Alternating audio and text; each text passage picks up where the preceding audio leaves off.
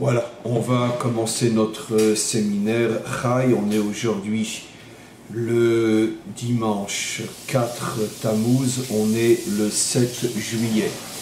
Et le sujet aujourd'hui, bien évidemment, c'est, comme vous le savez, ce n'est pas un cours ni une conférence, c'est essentiellement vous qui devez intervenir grâce à vos questions et grâce à mes réponses. C'est tout le but de ce séminaire, d'avoir un échange, un dialogue entre nous. Moi, je ne fais que lancer le sujet et après, c'est vous qui commencez à intervenir. J'en ai à peu près pour un quart d'heure, 20 minutes dans mon intervention. Donc, commencez à poser vos questions. N'attendez pas la fin de mon intervention. Proposez vos questions. Donc, le sujet qui a été choisi aujourd'hui, en vérité, est lié à la paracha que nous commençons cette semaine. J'aurai l'occasion, bien sûr, de consacrer au moins un cours ou deux à ce sujet-là. Et on va, si on peut l'expliquer de cette manière, on va ouvrir le chemin aux différents cours qui vont être donnés cette semaine. On va l'ouvrir ensemble. On s'aperçoit de quelque chose selon notre tradition, selon les enseignements de nos maîtres. On s'aperçoit de quelque chose de tout à fait surprenant, tout à fait étonnant dans notre paracha, puisque notre paracha parle finalement de la tentative du roi de Moab, Balak, qui va demander à Bilham, qui était une sorte de... Bon, je ne rentre pas dans les détails, ce n'est pas le sujet, une sorte de sorcier maléfique qui avait un pouvoir de malédiction inimaginable.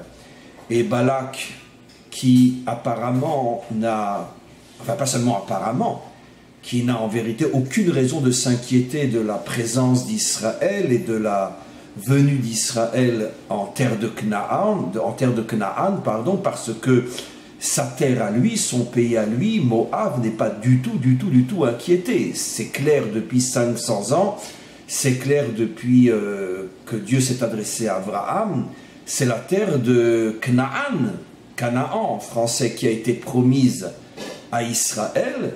Pourquoi? Entre autres, parce que cette terre elle-même appartenait au départ aux descendants de Shem, et les Cananéens, qui étaient des Hamites, étaient venus et avaient exterminé des millions d'hommes, de femmes et d'enfants qui habitaient sur cette terre, des descendants de Shem, et avaient volé cette terre aux descendants de Shem, puisque eux venaient d'un autre endroit. Les Hamites n'habitent pas dans le Proche-Orient, ils habitent dans ce qu'on pourrait appeler aujourd'hui tout le continent africain, du nord au sud, et donc ils avaient quitté leur terre pour conquérir et donc massacrer des populations entières. Et Dieu promet à Abraham, puisque Abraham est le plus célèbre des descendants de Shem, il lui promet qu'un jour ses enfants récupéreront cette terre, mais uniquement la terre qui avait été volée aux enfants de Shem par les Cananéens.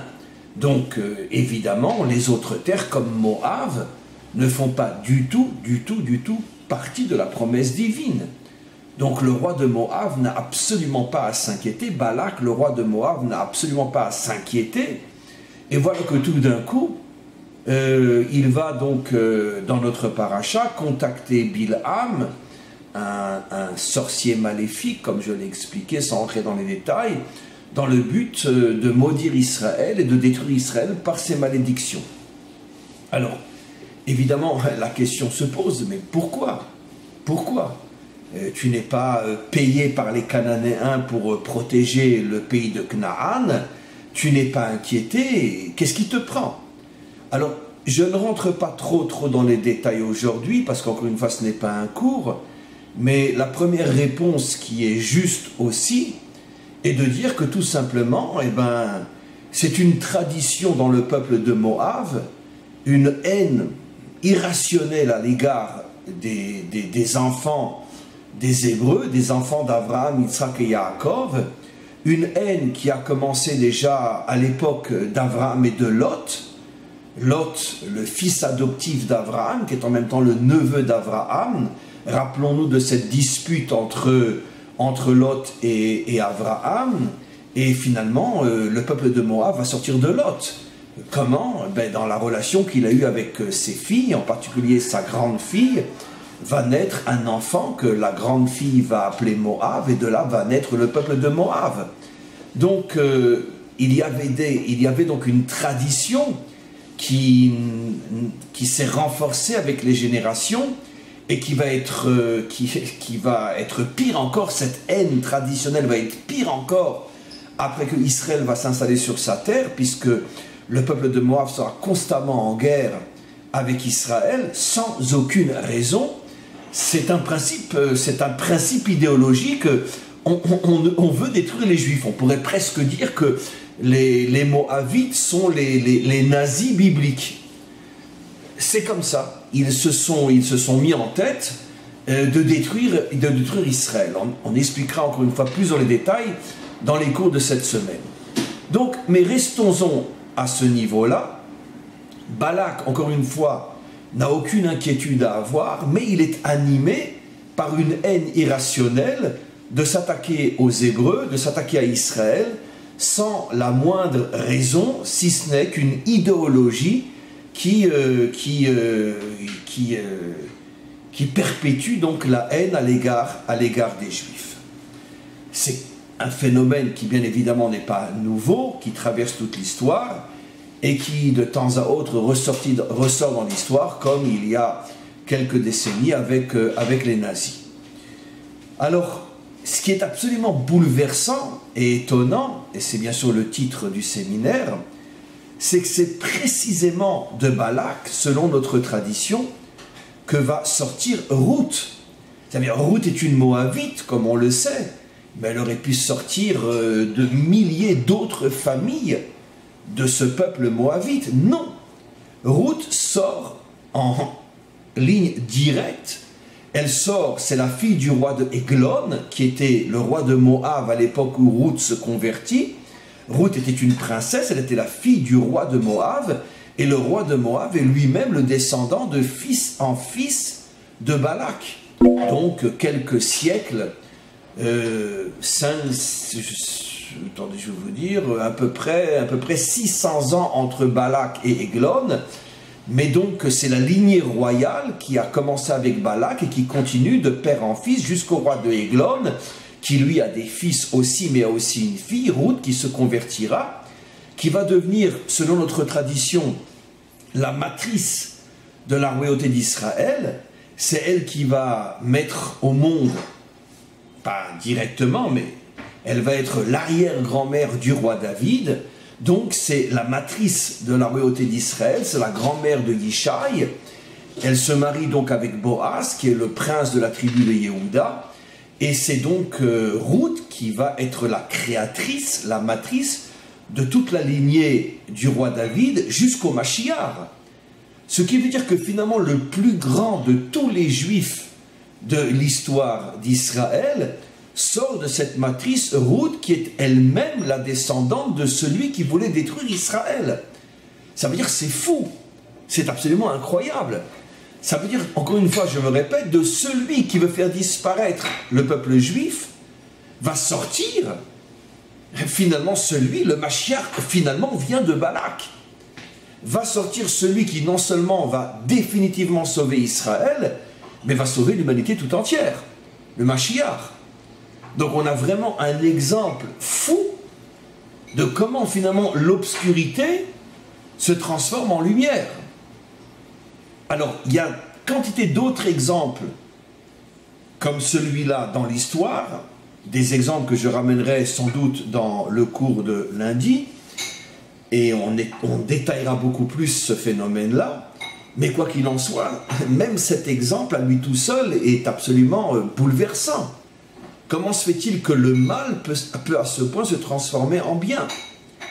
Et bon, c'est un principe fondamental dans la Torah, que l'une des missions essentielles de l'homme est de transformer l'obscurité en lumière, de transformer le mal en bien. Mais la question reste, comment se fait-il que finalement le constructeur de l'humanité va sortir de celui qui voulait la détruire? N'oublions pas combien de fois j'ai rapporté, avec tout ce que cela signifie, que le serpent, c'est-à-dire donc la force destructrice de l'humanité, en commençant par la faute de Adam et de Ève, le serpent en hébreu Nachash a la même valeur numérique que le mot Mashiach, qui veut dire Messie, Et nos maîtres expliquent que finalement le Mashiach sera le tikkun, la réparation du Nachash, mais beaucoup plus qu'une simple réparation, c'est le Nachash lui-même qui se transforme et de son mal absolu, il va devenir le bien absolu. C'est-à-dire que le Nachash va devenir le Mashiach. C'est fou, c'est incroyable, mais c'est ce qui va se passer. Alors, on a un remèze, on a une allusion dans la Torah elle-même, quand on lit la Torah avec les bonnes clés, les clés de lecture, puisque dès le premier jour, il est dit « Vaïerev, vaïvoker », il fut soir, il fut matin. Alors évidemment, une lecture simple et idiote, alors évidemment, après la nuit, il y a le matin. Évidemment, ça c'est la lecture Astérix, et la lecture profonde des maîtres d'Israël est de nous expliquer que pour qu'il y ait le matin, pour qu'il y ait la clarté et la lumière, il faut d'abord qu'il y ait l'obscurité. Ça veut dire que la clarté est la transformation de l'obscurité. Et dès le premier jour de la création, la Torah nous prévient de ce que sera la mission de l'homme, de transformer l'obscurité en lumière. Dans le premier jour lui-même, on le voit, puisque la Torah nous dit que l'obscurité recouvrait toute la face de la terre, et Hachem dit, Dieu dit, Yehi Or, que la lumière soit. Et nos maîtres expliquent, c'est parce qu'il y avait l'obscurité que finalement la lumière est venue. Ça veut dire que la lumière est d'une certaine manière la conséquence directe de l'obscurité.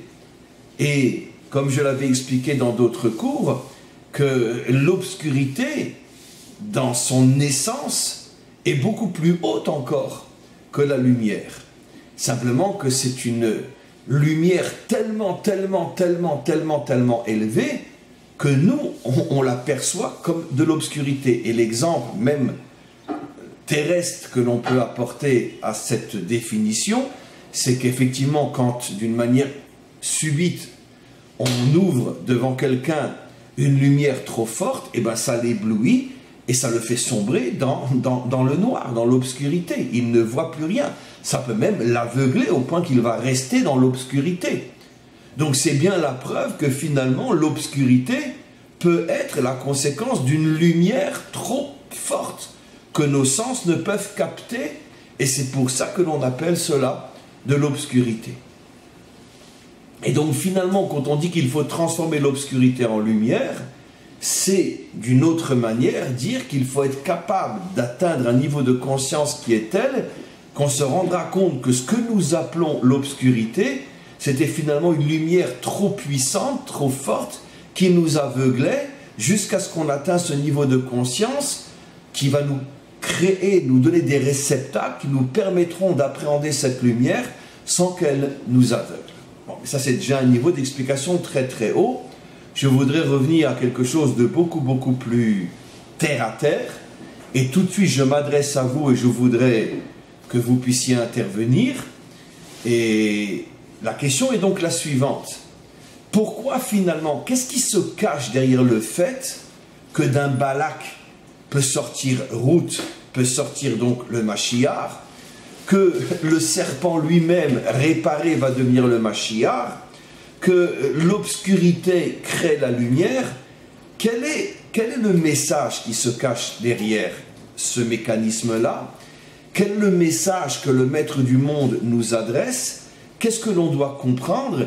Et surtout ramener à la vie de tous les jours, comment on intègre et comment qu'on vit finalement ce phénomène? Comment ce message peut-il arriver à nous transformer dans la vie de tous les jours? Alors j'aimerais que l'on passe aux questions s'il y en a, j'espère.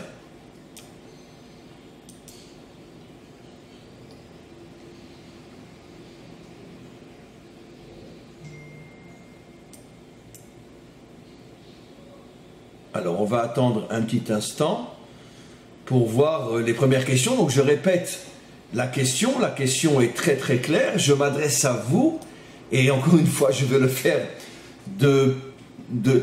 on pourrait dire d'une manière de plus en plus forte. Je veux absolument que ce séminaire Chai, vous ne le preniez pas comme un cours, comme un enseignement, mais comme un échange.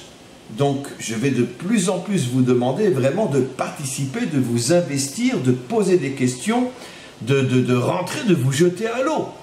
Et donc, c'est la raison pour laquelle je répète ma question.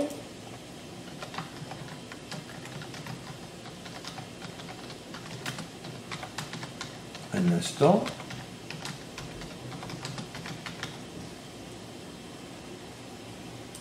Ma question donc est, je voudrais que vous puissiez me donner votre avis sur ce phénomène de cette transformation donc du mal en bien. Quel est le message? Comment l'intégrer?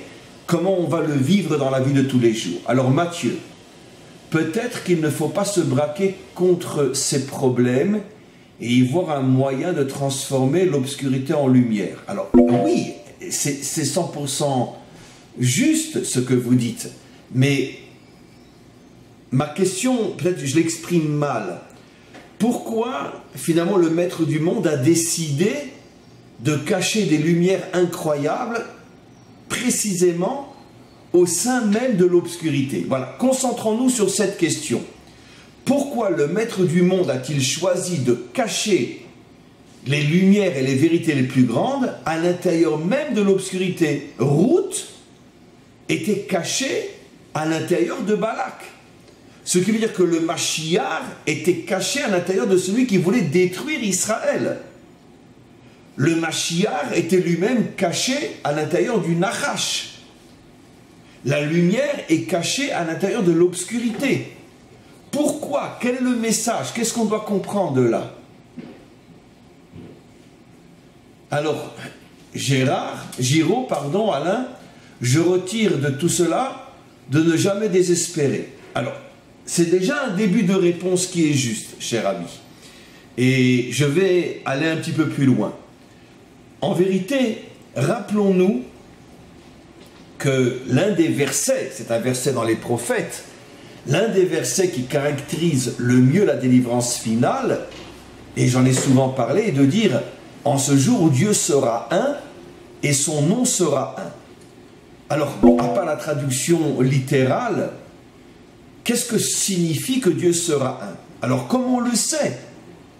Parce que, justement, l'homme est tellement habitué à voir le mal, d'une certaine manière, régner et avoir le pouvoir durant toute l'histoire, que finalement, l'homme s'est mis un petit peu en tête que le monde est entre les mains du mal, et Dieu est au-dessus de ce monde, et finalement, Dieu et le mal, c'est deux entités, deux antithèses qui se combattent l'une et l'autre, et un jour Dieu gagnera, et Dieu finalement détruira le mal. Mais le mal est une entité en tant que telle. Or, les prophètes, lorsqu'ils disent qu'un jour on comprendra que Dieu est un, c'est-à-dire on comprendra qu'en vérité que le mal n'était qu'une écorce à l'intérieur de laquelle Dieu lui-même se cachait. Et il n'y a pas de combat entre Dieu et le mal. Simplement, le mal est une sorte d'illusion qui cache Dieu. Je sais que c'est très difficile à comprendre. C'est très difficile à intégrer. Mais c'est ça l'unité de Dieu. Ça veut dire que de comprendre que finalement, il n'y a pas la lumière et l'obscurité, il n'y a pas le bien et le mal, il n'y a pas les gentils et les méchants, il n'y a que Dieu, il est un, il est unique, il n'y a que lui. Simplement, il y a des dimensions de Dieu qui sont visibles, ce qu'on appelle nous le bien, il y a des dimensions de Dieu qui sont invisibles, ce qu'on appelle nous le mal. Et comprendre que Dieu est un, c'est d'une certaine manière ne pas prendre trop au sérieux le mal en se disant que finalement il n'est qu'une écorce qui cache en elle un fruit extraordinaire qui peut nous élever plus encore que le bien lui-même. Et donc je reviens à ce que vous expliquez, Giraud, Alain, c'est que finalement, effectivement, à chaque fois qu'on est confronté à une difficulté, à une épreuve, à une souffrance, à un mal, si on a ce réflexe de se dire ce que je ressens, ce que je vois, ce que je comprends n'est qu'une écorce qui cache quelque chose qui est à l'extrême opposé de ce que je vois et de ce que je ressens, si j'arrive avec conviction, force, confiance et détermination, si j'arrive à casser l'écorce, je vais me rendre compte que la lumière qui était cachée dans le mal était encore beaucoup plus grande que la lumière qui est visible dès le départ et que nous appelons le bien. On va voir d'autres interventions parce que grâce à Dieu les interventions ont maintenant bien commencé. Maçon, c'est un peu comme pour le fumier. À partir du fumier, les agriculteurs font pousser les légumes et les fruits. Très bon exemple. Très bon exemple. C'est un cycle finalement extraordinaire qui, on voit que même la nature nous transmet ce message. Puisque ce qui est complètement rejeté par l'homme, ce qui est finalement inacceptable et inconsommable par l'homme, va finalement servir à la consommation de l'homme. Puisque grâce au fumier, l'homme va pouvoir avoir du pain. Et en mangeant le pain, il va redonner des excréments qui vont permettre de faire du fumier, qui vont redonner du pain. Ce qui veut dire que finalement, même le mal est récupéré pour faire du bien. Donc cet exemple est extraordinaire. Absolument. On continue. Samuel, transformer le mal en bien est nécessaire, car celui qui a vécu qu'à la synagogue ne sait pas ce que c'est qu'être exposé dans la tentation.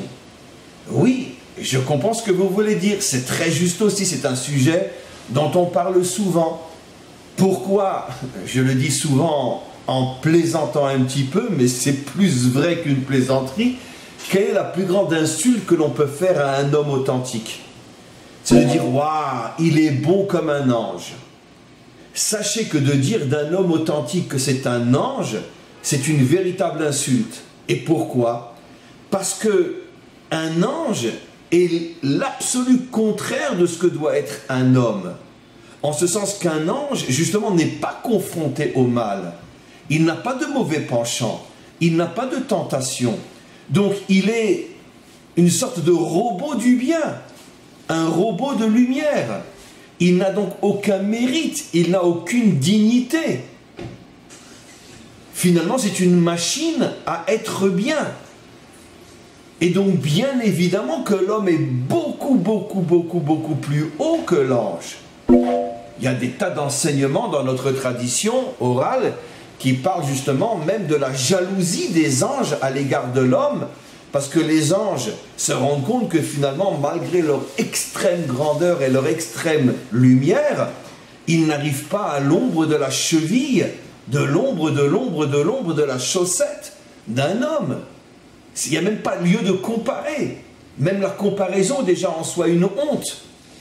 Parce que c'est des dimensions qui ne sont pas comparables. Et pourquoi?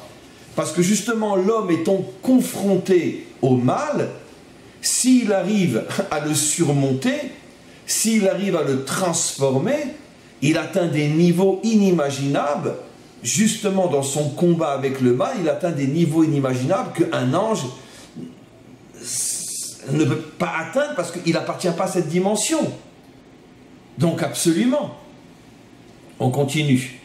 Pour l'instant, je veux passer vite, parce que je veux lire un petit peu toutes les questions qui sont très intéressantes. Guest, shalom à tous. Cela veut dire que si on manque, si on a un manque, un problème, on doit se dire Gamzul et Tova, mais nous devons prendre conscience et tout faire pour s'en sortir. Oui, absolument, Guest. Ça veut dire que dès que tu es confronté à quelque chose qui apparemment te met à genoux, parce que c'est sûr qu'on ne peut pas dès le départ tout transformer, il y a forcément un moment où on prend la claque, mais tout de suite effectivement on doit se ressaisir et se dire que ce n'est qu'une apparence, c'est une apparence qui fait mal, on ne joue pas la comédie, je ne dis pas que c'est une illusion et non il ne s'est rien passé. Une épreuve est une épreuve, une maladie est une maladie, une souffrance est une souffrance.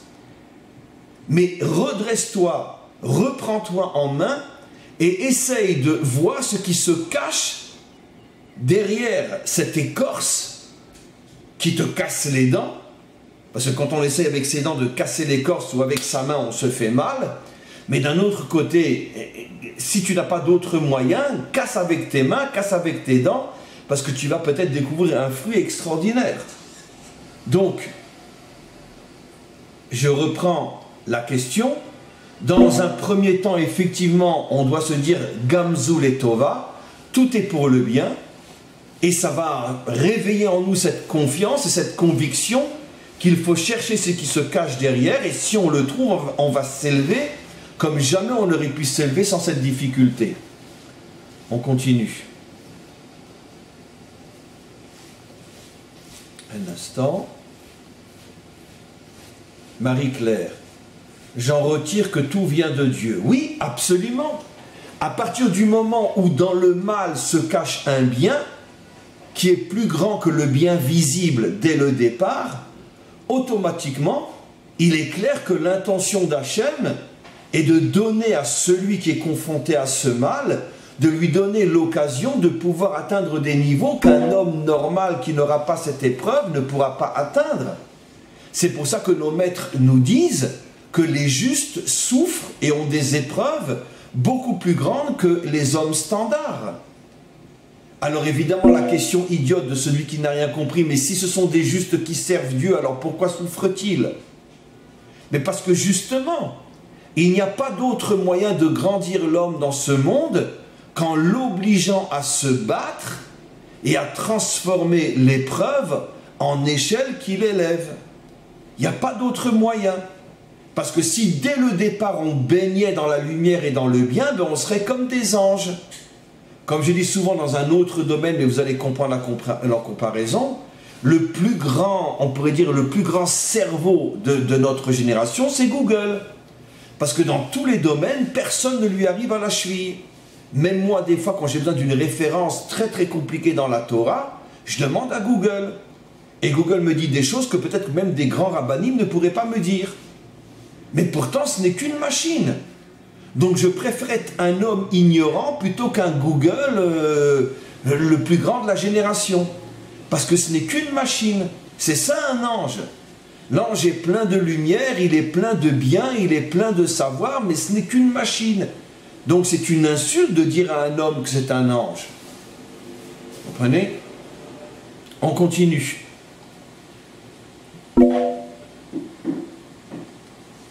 Marc Coma, que le maître du monde, pour avancer dans son projet, a toujours procédé de cette manière pour vaincre les forces contraires. Oui, mais qu'est-ce que vous voulez dire exactement? Je n'ai pas compris.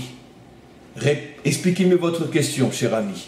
Stéphane Mugler, plus la lumière intérieure est grande, plus l'extérieur est impur.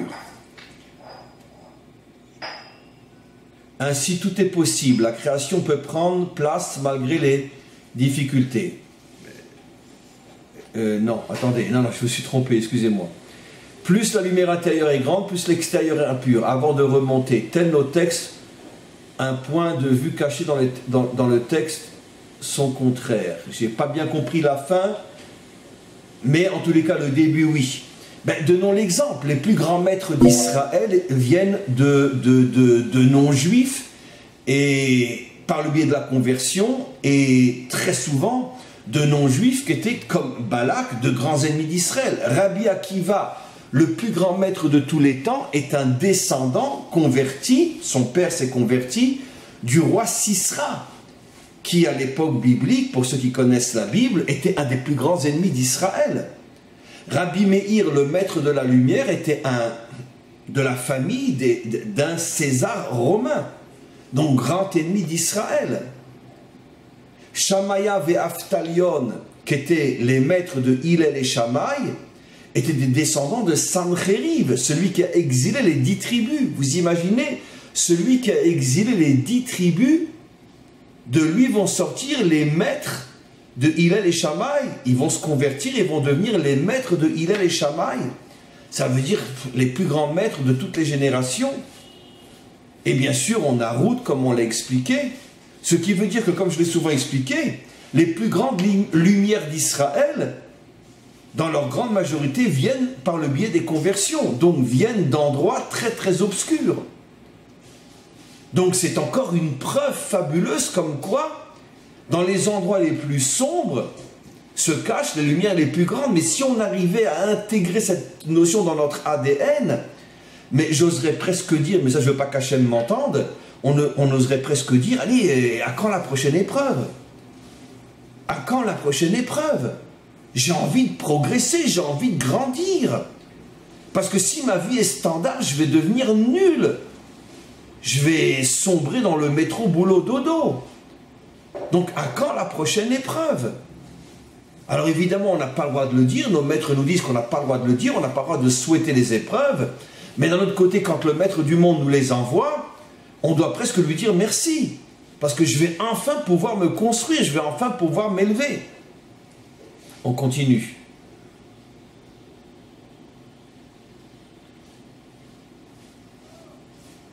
Patricia, pour nous laisser notre libre arbitre et que nous soyons pas des automates. Exactement. Mais là, vous touchez aussi un point important, très important que je n'ai pas dit jusqu'à maintenant. Oui, le fameux libre arbitre. Et le libre arbitre, c'est la possibilité, la liberté qu'a l'homme de choisir. Choisir faux ou choisir vrai. C'est-à-dire, si je sombre sous le poids de l'épreuve, si je me désespère sous le poids de la difficulté et de l'obscurité, j'ai fait un très mauvais choix. Ce qui veut dire que le libre arbitre, comme vous le suggérez, c'est pas seulement choisir entre fauter ou ne pas fauter. Ça, c'est, on pourrait dire, le premier niveau le plus simple et le plus terre à terre du libre arbitre. Le vrai niveau du libre arbitre, c'est le sujet d'aujourd'hui. Choisir entre comprendre que l'obscurité n'est qu'une écorce et cherchons la lumière cachée, ou vivons comme tout le monde et quand tout va bien on rigole et quand tout va mal on tire une tête d'enterrement. C'est là, à ce niveau-là, véritablement que notre libre arbitre s'exprime tel que l'homme doit l'exprimer. C'est ça la véritable dimension de l'homme, absolument. On continue.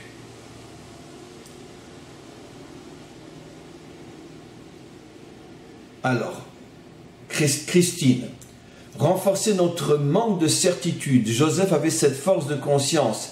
Il a fini par contrôler toutes les forces de la négativité en Égypte. Et c'est la raison pour laquelle, ce que vous dites est juste, la qualité qui correspond justement à Yosef, c'est la stabilité, dans le sens de il ne s'écroule jamais.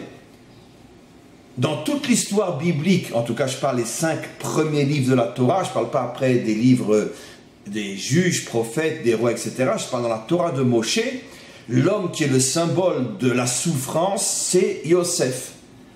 Vendu à l'âge de 17 ans, après vendu en esclave dans la maison de Potiphar, les tentations, la prison, et après la plus grande de toutes les épreuves, devenir vice-roi du pays le plus corrompu, le plus... Vous imaginez toutes les séductions, toutes les tentations, toutes les épreuves qu'il avait 24 heures sur 24 en tant que dirigeant du pays le plus idolâtre, le plus corrompu, le plus débauché de sa génération.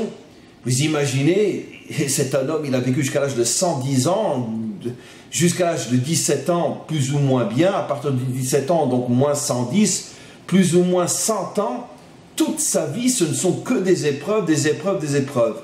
Et constamment, la Torah nous dit, Ve'Hachem imo, Hachem était avec lui, Hachem était avec lui. Ça veut dire quoi, Hachem est avec lui? Parce que lui n'a jamais abandonné Hachem, lui ne s'est jamais découragé, lui n'a jamais sombré dans la tristesse, lui n'a jamais sombré dans le désespoir, donc Hachem imo. C'est pour ça qu'il est le symbole de la stabilité. Ça veut dire, comme on pourrait dire, comme je sais pas moi, un guerrier, on le met au milieu d'une foule de soldats, chacun avec son poing ou avec son bâton essaye de le faire tomber, et il résiste et il résiste et ne bouge pas. Et plus encore, c'est les bâtons qui se cassent sur lui tellement il est solide. Mais c'est ça Yosef. Yosef, c'est pas le saint auréolé. Yosef, c'est un vrai guerrier. C'est un homme qui rentre dans toutes les poubelles de ce monde et qui reste fort. Et puis comme on le voit, j'en ai déjà fait un cours, Quand il retrouve ses frères qui l'ont vendu, il leur dit, mais ne vous inquiétez pas, c'est pas vous qui m'avez vendu, tout vient de Dieu. Mais la force qu'il faut pour voir ceux qui, à l'âge de 17 ans, t'ont vendu comme esclaves, au lieu de leur dire, au moins dis-leur, je sais pas moi, demandez pardon. Il leur demande même pas de demander pardon. Il leur dit, ne vous inquiétez pas, vous n'avez rien fait, c'est Dieu qui a tout fait. Vous imaginez le niveau de cet homme-là? C'est quelque chose d'absolument incroyable. C'est pour ça qu'il représente une qualité inimaginable, dont chacun a une étincelle en lui. On continue. Stéphane Mugler, une fleur arrive même à pousser au milieu d'une surface de bitume. Ainsi tout est possible, la création peut prendre place malgré les difficultés. Absolument, absolument. C'est un très très bon exemple aussi. Ruth, shalom à tous, tout cela pour nous amener à la vérité, en douceur selon notre propre compréhension, car tout comme on risque l'hydrocution en se jetant dans l'eau sans préparation, une trop forte vérité nous nous stupéfierait. Ce que vous dites est très très intéressant, c'est une approche nouvelle qu'on n'a pas du tout effleurée jusqu'à maintenant. Et je l'ai dit d'une manière indirecte, mais vous l'expliquez, vous. Quand j'ai dit que finalement, souvent, l'obscurité, c'est une lumière trop forte, que si elle s'ouvrait directement à nous, elle nous aveuglerait. Eh bien, vous le dites d'une manière plus explicite, que effectivement, Hachem ne pouvait pas se révéler à nous et nous montrer sa lumière infinie sans aucune préparation de notre part, sans que nous n'ayons les réceptacles capables de contenir cette lumière. Alors justement, il nous prépare. Et ce combat avec la diversité, ce combat contre l'obscurité, ce combat contre les épreuves, c'est ce qui nous prépare et c'est ce qui nous crée les réceptacles qui nous permettront un jour de permettre à Hachem de nous dévoiler sa lumière sans qu'on soit aveuglé. Ben, disons que l'exemple, pour aller dans votre approche, l'exemple de soldats qui, avant de pouvoir être envoyés au combat, doivent subir et traverser une longue préparation qui est de plus en plus dure au fur et à mesure qu'eux-mêmes se renforcent et intègrent finalement les difficultés d'une vie de combattant. Et bien c'est exactement la même chose. Hachem ne pouvait pas nous créer dès le départ avec un dévoilement de lumière parce qu'on aurait pété un câble. On n'aurait jamais pu la supporter, cette lumière.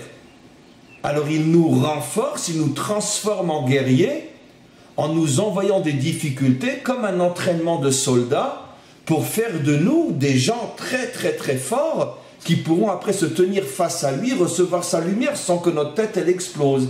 Exactement, bravo pour l'explication. Christine, mais on peut tout bien faire et recevoir de l'obscurité, on peut même la faire perdurer si on ne comprend pas que cette obscurité est la lumière cachée d'Hachem qui va nous grandir.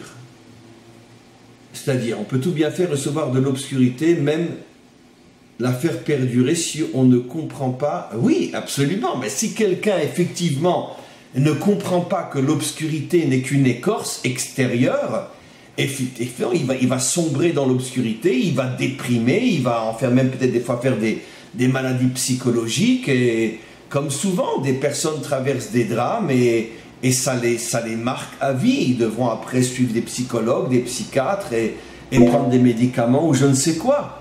Tout ça vient du fait qu'ils n'ont pas eu le bon réflexe au moment où s'ils l'avaient eu, ils n'auraient pas sombré dans une dépression qui va les marquer à vie. Bien que là, je rajoute que même s'ils n'ont pas su réagir au bon moment, il n'est jamais trop tard, puisque finalement ce n'est qu'une blessure psychologique. Donc ça se soigne avec les émounas, avec le genre d'explications que l'on donne aujourd'hui. Marie-Claire, comment considérer les personnes méchantes qui nous entourent et les pires criminels si on pense que tout vient de Dieu?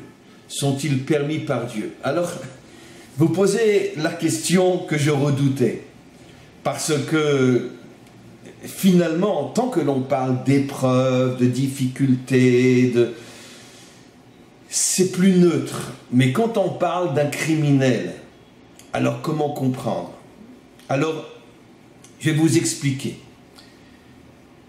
Même si l'on dit que dans la souffrance provenant d'un criminel, dans la souffrance elle-même se cachent des choses inimaginables. Je vais donner un exemple après. C'est sûr que le criminel, lui, est utilisé par Hachem comme, si j'ose dire, écorce de la lumière, et que le criminel lui-même est un criminel et sera jugé comme tel et n'a lui aucune excuse et ne va pas être récupéré sous prétexte qu'il cachait une lumière. Parce que l'homme a son propre libre arbitre, et si un nazi a choisi d'être un nazi, c'est son choix personnel. Après que Hachem va l'utiliser, et dans le mal qu'il va faire se cache aussi un bien, ça c'est quelque chose dont il n'est absolument pas conscient.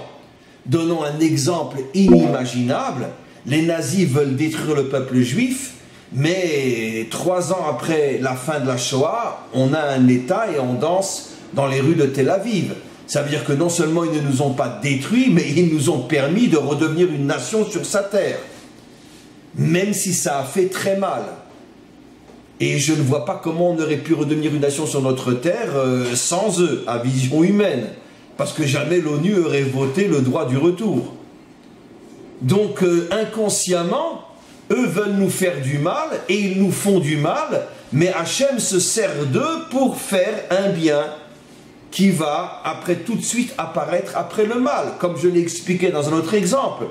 Isabelle la catholique décrète l'inquisition, c'est grâce à elle que finalement les premières vagues de juifs vont commencer à revenir sur leur terre, ils vont reconstruire la ville de Safed, et depuis ce jour-là, depuis l'inquisition, les juifs n'ont jamais cessé de revenir sur leur terre avec des hauts et des bas. Donc finalement, le premier Herzl de l'histoire, c'est Isabelle la catholique. Et les Cosaques, ou peu importe qui, font les pogroms de Kishinev, de Odessa, de Kiev, etc. Et c'est ce qui va permettre les premières grandes montées de juifs en Israël à la fin du 19e siècle, début du 20e siècle. Donc vive les Cosaques. Donc c'est évident que le Cosaque, lui, il sera pour l'éternité dans une poubelle. Parce qu'il a violé, torturé et éventré des femmes et des enfants. Mais quoi qu'il en soit, même si lui est un criminel, Hachem de toute façon se sert toujours du mal, même le pire mal, pour y glisser un bien. Ça c'est un principe fondamental. Donc le mal n'est pas excusé quand il s'agit d'un homme qui est criminel. Mais malgré tout, je dois savoir que derrière ce criminel se cache un bien que Hachem dissimule dans ce criminel sans que le criminel ne s'en rende compte. Et il est aussi utilisé par Hachem pour amener un bien qui n'aurait peut-être pas pu arriver sans ce criminel, comme les exemples que j'ai donnés.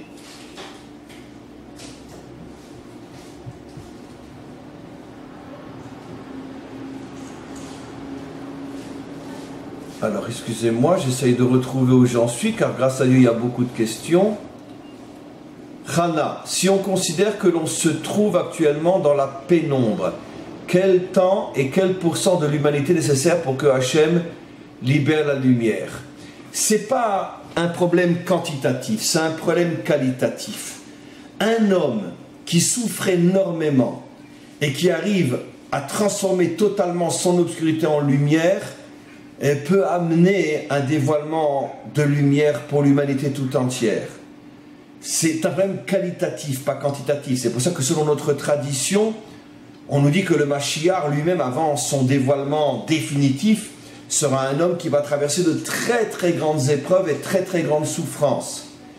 Et il va les transformer en lumière qui vont lui donner de telles forces que finalement, c'est ce qui va faire de lui le Mashiach. Ça veut dire que sa propre victoire sur le mal va amener finalement la lumière pour l'humanité tout entière. Donc c'est plus un problème qualitatif qu'un problème quantitatif. Chacun d'entre nous, selon notre capacité de surmonter l'adversité et de trouver la lumière cachée dans l'obscurité, on peut, sans le savoir, sans en être conscient, amener un bienfait énorme pour des milliers d'autres personnes. Guest, plus la chute est grande et plus l'élévation sera grande, absolument. Rossi, si j'ai bien compris, si nous sommes sur terre, c'est pour faire réparation du mal. Si le mal n'existait pas, pourquoi sommes-nous sur terre? Absolument. C'est ce que nos grands maîtres expliquent, surtout dans la chassidoute, que l'âme ne descend sur terre que pour être confrontée au mal afin de le transformer en bien et de permettre à l'homme de rentrer dans l'éternité.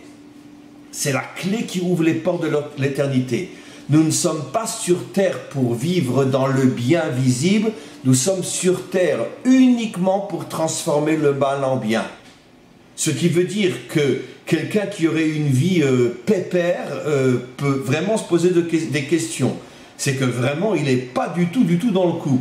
Au point que nos maîtres vont jusqu'à dire, mes amis, que si on pouvait imaginer un homme qui vit pendant 40 jours sans la moindre difficulté, d'accord, c'est sûr qu'en vérité Hachem le déteste et veut le priver de la vie éternelle, et c'est pour ça qu'il lui donne 40 jours de bien-être absolu pour que finalement il perd tous ses mérites. Alors bien, c'est pratiquement impossible à trouver une situation pareille. C'est une métaphore plus qu'une réalité, mais c'est une blague pour nous faire comprendre que finalement, ce à quoi tout le monde aspire, une vie de vacances à Saint-Trope toute sa vie, c'est la pire des choses qui puisse arriver à un homme, puisque c'est l'absolu contraire du pourquoi on est sur terre. Alors, Dominique, merci en tous les cas pour toutes vos questions, c'est fabuleux. Avant le mariage, faire l'amour avec n'importe qui et même sa future épouse est un mal. Mais après le mariage, c'est un bien énorme pour le couple. Donc un mal dans un temps est un bien pour longtemps. C'est un exemple qui est très juste aussi. Des fois, la même situation, selon le moment, est un bien ou est un mal. Et donc vous parlez d'une relation évidemment qui est un mal à un moment précis et qui devient un devoir et la force la plus lumineuse et la plus réparatrice et la plus constructrice avec la même personne mais dans un autre contexte. Vous ouvrez ici une porte gigantesque à des milliers d'enseignements de nos maîtres qui disent par exemple la rencontre entre David et Bathsheba. S'il avait attendu que Hachem lui-même la rende veuve et qu'il ne précipite pas les choses, puisque de toute façon son mari était à l'armée, et il l'aurait prise de manière permise, et ben leur enfant aurait été le Mashiach. Mais comme il a précipité les choses, alors que c'était, disent nos maîtres, sa véritable âme sœur, mais comme il a précipité les choses, et ben le Mashiach, on l'attend encore depuis des millénaires. Voyez comment, avec la même personne qui t'est destinée, si tu précipites les choses, eh ben tu casses tout, tu gâches tout. Et ça aussi, ce que vous dites est un enseignement magnifique. Parce que ça nous montre aussi que des fois on se dit, mais non, mais c'est sûr que je dois le faire. C'est vrai, c'est sûr que tu dois le faire, mais est-ce que tu es sûr que c'est le bon moment pour le faire? Est-ce que c'est le bon contexte pour le faire? Ça, on ne réfléchit pas. On se dit, mais attends, de toute façon, je vais me marier avec elle, pourquoi je ne pourrais pas commencer à vivre avec elle maintenant? Comme je dis souvent, ce n'est pas forcément une règle à 100%, mais elle est vraie à 90%. Plus longtemps tu vivras avec la personne avec laquelle tu as l'intention de te marier, plus longtemps tu vivras avec elle avant le mariage et plus vite tu divorceras avec elle, tu divorceras d'elle après le mariage. C'est un principe qui est vrai à 80%. Merci pour votre remarque, elle était très juste. Guest, comment savoir que les choix qu'on fait pour casser l'écorce sont justes? Très bonne question. Réponse très facile. Si face à une épreuve, je sens que je ne cesse de me renforcer, je ne cesse de grandir, c'est la preuve que j'ai bien cassé l'épreuve, j'ai bien cassé l'écorce et j'ai bien trouvé le fruit. Si je reste déprimé, fatigué, malheureux, mal dans ma peau, c'est la preuve que je n'arrive pas à casser l'écorce. Donc, la réponse est très simple, mon ami. Si l'épreuve vous permet de grandir comme vous n'auriez et atteindre des niveaux que vous ne pouviez jamais atteindre avant, c'est la preuve que vous avez très bien réagi face à l'épreuve. Christine, cette obscurité est donc la lumière cachée où l'on voit la réalité de notre vie. Oui, Hachem, nous faisons le plus de voir un petit peu si nous comprenons. Absolument, notre véritable nous-mêmes se cache derrière l'épreuve. Tant que nous n'arrivons pas à surmonter une épreuve, nous ne vivons pas avec le vrai nous-mêmes. Notre véritable essence est cachée. Elle ne se dévoile que grâce à l'épreuve. Donc ce que vous dites est 100% juste. Ça aussi, c'est une nouvelle approche qu'on n'a pas touchée, qu'on touche grâce à vous. L'épreuve, c'est pas seulement que je vais découvrir la lumière, c'est pas seulement que je vais m'élever.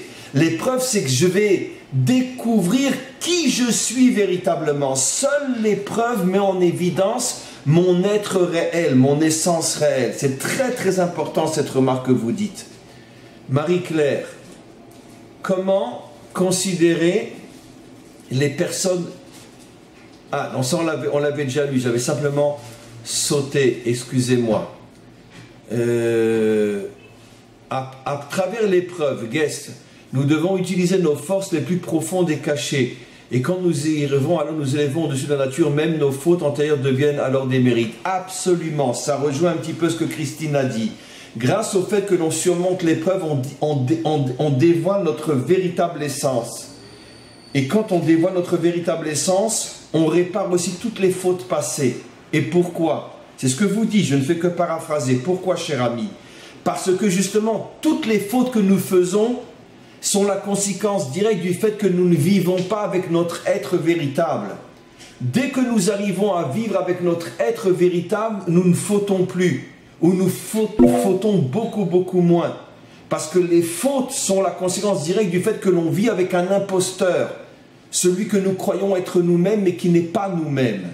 Donc grâce à l'épreuve, on dévoile son essence, et grâce au dévoilement de l'essence, on arrive justement à s'éloigner de la faute aussi. Très très très juste. Christine, Marc Coma, pardon. Le maître du monde avance dans son projet en sachant les confrontations que son peuple va rencontrer avec le mal pour tromper les forces du mal et les vaincre. Souvent, le choix des grands maîtres se fait au plus profond de l'obscurité pour ne pas que le mal puisse deviner les intentions. Absolument, le Mashiach nous fera connaître la grande lumière. Mais bien sûr, on l'a déjà expliqué, mais vous faites bien de le reprendre. C'est la raison pour laquelle toute la lignée messianique vient d'endroits qu'on n'aurait jamais pu imaginer, de véritables poubelles. Yehuda qui va avec une prostituée, Lot qui va avec ses filles, et pour que justement que les forces contraires ne puissent pas imaginer que la lumière est en train de naître de ces endroits-là. Absolument. Et donc c'est pour cacher justement la construction du bien, Hachem se sert du mal, et c'est une nouvelle approche aussi qui est très juste. Des fois le mal sert à cacher le bien pour ne pas justement que les forces contraires refusent ce bien, parce qu'elles ne le voient pas venir, et quand il se dévoile, c'est déjà trop tard. Absolument, bravo. Guest.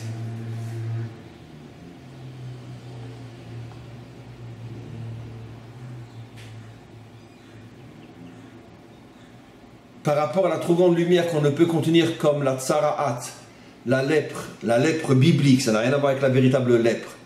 Peut-on faire un parallèle avec le vitiligo aujourd'hui, qui est une maladie de la peau? Ça, je ne sais pas, c'est pas mon point fort, mais en tout cas, vous faites allusion aussi à la tsaraat, à cette lèpre biblique qui est très différente de la lèpre telle qu'on la connaît aujourd'hui, malgré tout, qui est simplement une décoloration de la peau. Mais c'est vrai, je pense que vous faites allusion effectivement à ce que les maîtres des secrets expliquent. En vérité, cette décoloration provient d'une trop grande lumière qui s'est dévoilée à l'homme et qu'il n'a pas pu intégrer. Mais c'est un sujet trop profond, cher ami, donc je ne vais pas le développer. Christine Bruno, Mashiach allumera donc constamment la menorah dans son cœur. Absolument.